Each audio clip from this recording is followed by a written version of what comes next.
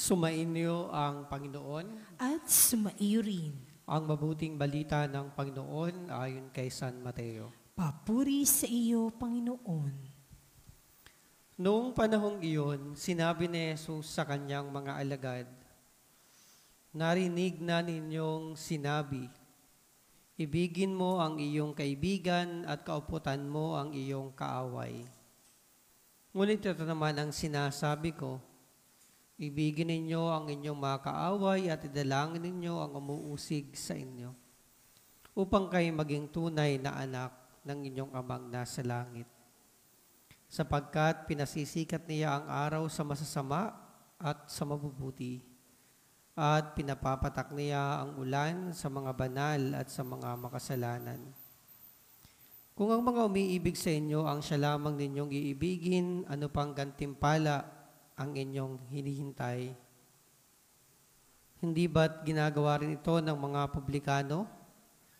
At kung ang mga binabati lamang ninyo ang inyong mga kapatid, ano ang nagawa ninyong higit kaysa iba? Ginagawa rin iyon ng mga hintil. Kaya dapat kayong maging ganap gaya ng inyong amang nasa langit."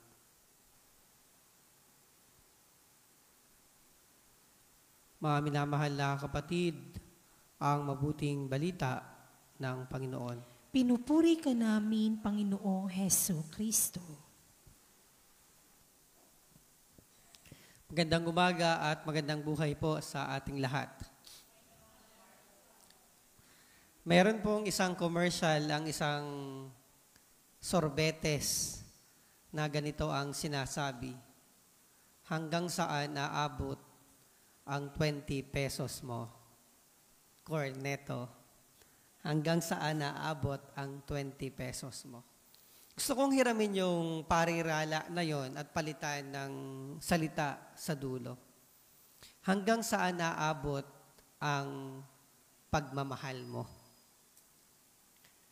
Napakinggan po natin sa Ebanghelyo ngayon ang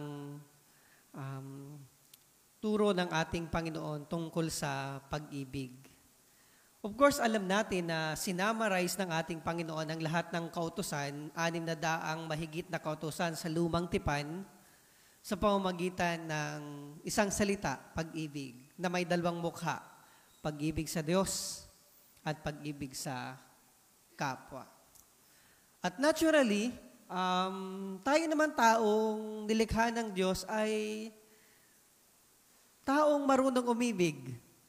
Dahil tayo nilikha ng Diyos na pag-ibig at ayon sa pag-ibig. Subalit, kung minsan, bilang tao, yung ating pag-ibig ay merong hangganan. Merong hangganan. Naturally, madali nating mahalin yung mga taong minamahal din tayo. Naturally, madali nating tanggapin yung taong kaya din tayong tanggapin. Naturally, iniibig natin yung mga taong kaibig-ibig at minamahal natin yung mga taong kamahal-mahal. Sa kabilang banda, nahihirapan tayong intindihin yung mga taong mahirap intindihin. At nahihirapan tayong mahalin at unawain yung mga taong mahirap mahalin at unawain. Sino ba yung mga madaling mahalin? Iyon yung ating mga kaibigan, yung mga malalapit sa ating buhay, yung ating mga kamag-anak, at yung mga taong kayang magbalik ng pagmamahal na ibinibigay natin sa kanila. Sino ba yung mga mahihirap mahalin? Di yung mga hindi natin kabate, parang bata, yung hindi natin kabate, yung ating kaaway, yung ating kinagagalitan at kinapupuutan ng kalooban. Natural po yan bilang tao. Pero sinabi ng ating Panginoon, yung mga makasalanan, yung mga hintil, yung mga publikano, kaya rin niyang mahalin. Yung mga kamag-anak niya, yung mga kaibigan niya, yung mga mahal niya sa buhay, kaya rin niyang mahalin. Pero ano ang pinagkaiba mo sa kanila? Bilang Kristiyano, ito ang pinagkaiba mo. Sabi ni Jesus, mahalin mo ang iyong kaaway. At ito po ay mahirap, hindi po ito madali. Bakit ba tayo nahihirapan? Na mahalin yung ating kaaway. Akala kasi natin, yung pagmamahal natin sa ating mga kaaway, ay kasing ingrande, kasing effort ng pagmamahal natin sa ating mga kaibigan at mga mahal sa buhay. Ay hindi naman po ganun ang sabi ng ating Panginoon. Ano ba ang sabi ng ating Panginoon?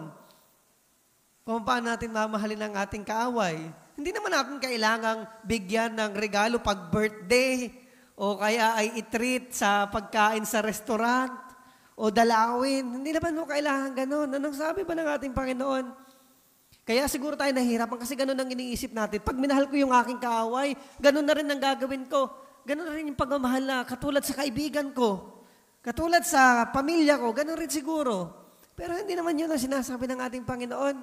Alam bang sabi, mahalin mo ang iyong kaaway at ipanalangin mo ang umuusig sa'yo. And that's the least that you can do. Hindi mo kinakailangang magregalo para magbati kayo or ano. Ano sinasabi ni Lord? Mahalin mo ang iyong kaaway at ipanalangin mo. Yun ang pinakamainam na pwede natin gawin. Hindi natin kinakailangang makipag-hi, hello, kumusta ka na, makipag-beso-beso dun sa mga chismosa nating kapitbahay na pinag-changes. Hindi kinakailangan. Ano sinasabi ni Lord? Ipanalangin mo ang mga muusig sa'yo. Ay, mahirap ba yon? Abay, hindi naman mahirap yon. Di ba? Mahirap yung makipagbeso-beso sa iyong kaaway. Yun mahirap. Mahirap yung magbigay ka ng ulam sa kapitbahay mong samang-sama ng ugali. Mahirap yun. Pero yung ipagdasal sila, hindi yun mahirap. And that's the least that we can do. Bakit tayo nahihirapang magmahal sa ating kaaway? Kasi iniisip natin na kailangan natin silang mahalin, kagaya ng pagmamahal natin sa ating mga kaibigan. Ang hinihingi lang ni Lord, ipanalangin mo sila. At saka papanalangin mo sa kanila, baka magpanibago sila at magpanibago din yung level ng pagmamahal mo sa kanila at humantong ka sa pangunawa at pagkapatawad. Pero ano ba ang kailangan gawin? Simple lang. Ipanalangin mo ang mga umuusig sa iyo. And in that way, minamahal mo ang iyong kaaway. Amen.